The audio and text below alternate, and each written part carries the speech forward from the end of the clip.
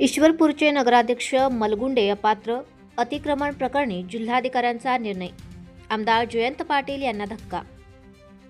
उरण ईश्वरपूर नगरपरिषदेचे लोकनियुक्त नगराध्यक्ष आनंदराव संभाजी मलगुंडे यांना अतिक्रमण व अनधिकृत बांधकाम प्रकरणी जिल्हाधिकारी डॉक्टर मैना घोष यांनी महाराष्ट्र नगरपरिषद नगरपंचायती व औद्योगिक नगरी अधिनियम 1965 मधील कलम 44(1) अंतर्गत नगराध्यक्ष पदासाठी अपात्र ठरवले आहे. या निर्णयामुळे उरण ईश्वरपूरच्या राजकीय वर्तुळात मोठी खळबळ उडाली आहे. हा निकाल राष्ट्रवादीचे नेते आमदार जयंत पाटील यांनाही धक्का मानला जात आहे. शिवसेनेचे नेते जयकर दिनकर जाधव यांनी दाखल केलेल्या अर्जावर सुनावणी करताना जिल्हाधिकाऱ्यांनी हा निकाल दिला आहे. मलगुंडे यांना अपील करण्यासाठी 15 दिवसांची मुदतही देण्यात आली आहे. पुढील कायदेशीर आणि राजकीय घडामोडींकडे सर्वांचे लक्ष लागले आहे.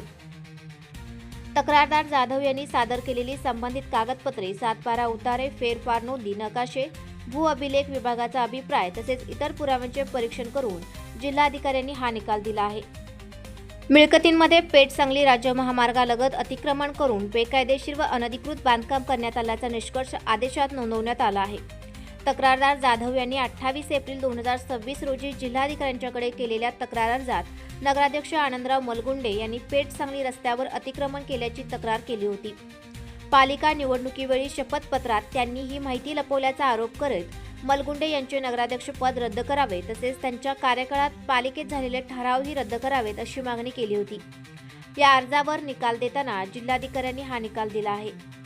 जिल्हाधिकाऱ्यांच्या आदेशानुसार नगराध्यक्ष आनंदराव मलगुंडे यांनी संबंधित ठिकाणी अनधिकृत बांधकाम केल्याने त्यांना महाराष्ट्र नगरपरिषद नगरपंचायती व औद्योगिक नगरी अधिनियमाच्या कलम 44(1) मधील तरतुदीनुसार अपात्र ठरवण्यात आले आहे.